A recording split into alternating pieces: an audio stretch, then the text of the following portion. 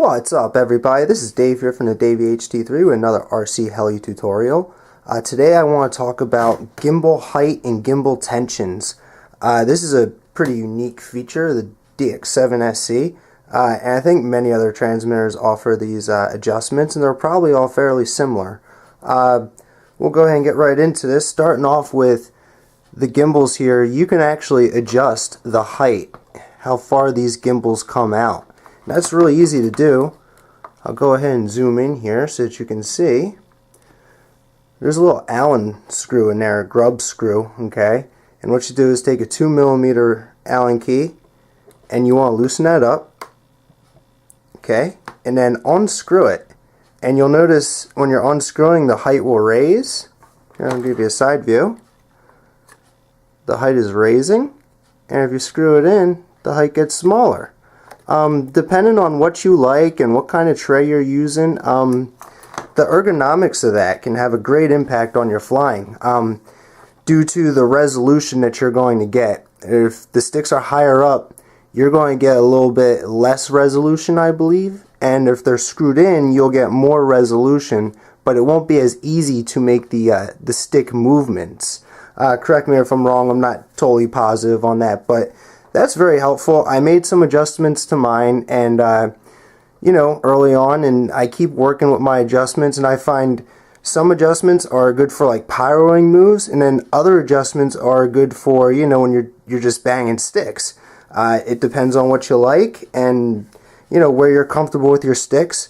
A word of caution here, a little bit goes a long way. You don't want to just jack this thing out like all the turns that you got and then torque her down and go fly. What you want to do is go little bits at a time. Maybe have your throttle stick a little bit higher or lower, or your collective a little bit higher or lower, whichever one, you know, whatever works for you. But this, you know, infinitely adjusts up or down, can help greatly with your resolution during certain maneuvers. I'm going to go ahead and zoom out here because we're going to flip the transmitter over. Yeah, and don't forget to tighten that down. Once you make your adjustment and the height is where you like it, go ahead and hold it and tighten her down. Get my Allen key out of here. Alright, we're going to flip over the transmitter now. And I've gone to Liberty. I've already taken my screws out, so you don't have to sit through that. We're going to open up the case to this radio. And if you notice, there's no seal on here or anything saying that you're going to break your warranty. You are totally allowed to open up this case, 100%. You can open it all you want. Do be careful. When you lift this back case off, there's a lead, and you're about to see it. And the lead, notice how I opened it to the left there. That's because I know that lead right there is going to have the most distance when I flip it over to the left. If I tried to flip to the right, it wouldn't work at all. But not really too worried about that lead now. What we're going to do is focus on here. What we've got is this screw, okay? It's a silver plated screw and it's got a little red dot. Go ahead and try to zoom in for you guys here. There's 4 of them. There's one here, there's one here, and on the other side you've got another 2, one there and one there. Now let's say, for instance, this is your stick here. If you wanted to adjust the tension, how hard it is to move that stick up or down, you would adjust this. You would tighten this to make it tighter or loosen it to make it looser. Pretty simple there. Then again, pretending this is our stick, if we wanted to adjust the left and right, we'd go ahead and either loosen this or tighten it, and once again, loosening it will have the same result. It will loosen it up. Tightening it will tighten it. You've got 4 of them, so you can infinitely adjust your throttle stick and your cyclic. So that's really helpful. Once again, guys, a little bit goes a long way. Don't go just screwing it all the way down and then go fly. Make minor adjustments, flip the transmitter over, feel it, test it on the sim, test it on a crappy heli. Make sure you're really happy with the adjustments you made before you go ahead and just go all out flying. Next thing I want to talk about is this plate here.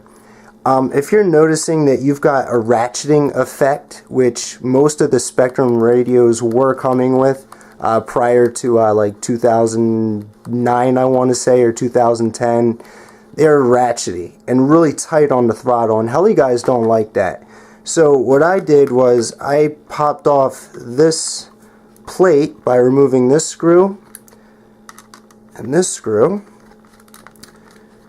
and then what you can do is you can, if I can get this plate off here, you can remove this plate. I'll get this screw aside here, get this screw out.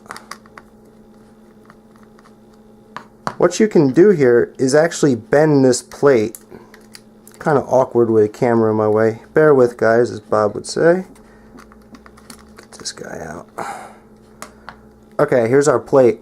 What I could do if that was ratchety, which I already went to the liberty of doing, is I've added some oil to this and kind of just bend it out a little bit. If you bend that out, it'll loosen it up a little and take some of that ratcheting out. Now, adversely, if you want it really tight, you could flip this plate over and then bend it out that way a little bit so that you could screw it back in this way, and then the tension will be really tight and ratchety like a lot of the plank guys like. I do fly planks, but I don't like my transmitter too tight or ratchety. I prefer mine kind of loose. I'll go ahead and get this plate in here.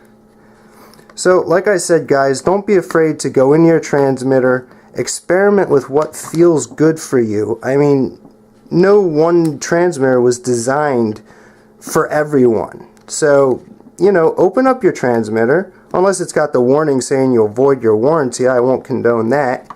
But check it out. See what you got in there. See how things work. And see if you can actually improve your flying just by making some of these small adjustments. Nothing too scary in here, guys. I think it was 6 screws I had to remove. 1, 2, 3, 4, 5, 6. Watch out for the wire. Pull your case back real carefully. And then right here you have an infinite adjustment that you can make to make your flying experience as pleasurable as possible. So I want to apologize for that really long tutorial I did. I wanted to include everything. I don't like leaving you guys out there with information not included. I try to be as complete and thorough as possible, and I encourage you guys to tell me if I'm not doing things right or not telling you the right things, or if it is too long and you don't like it that long, tell me, and I'll definitely I'll calm them down. But thank you for watching. That's all I got for today. You know, still working out some more heli tutorials and some flying tutorials. I hope you guys enjoy the videos. Everything seems to be going good on there, YouTube, and lots of positive reactions. So thanks a lot, guys. You really make my day when I come home and see my videos got over 300 views. That makes me happy. And I'm glad you guys are hopefully absorbing some great information as well. Alright, guys, I'm not going to ramble on too much longer. Thanks for watching. Hope you enjoyed, and we'll talk to you later. Peace.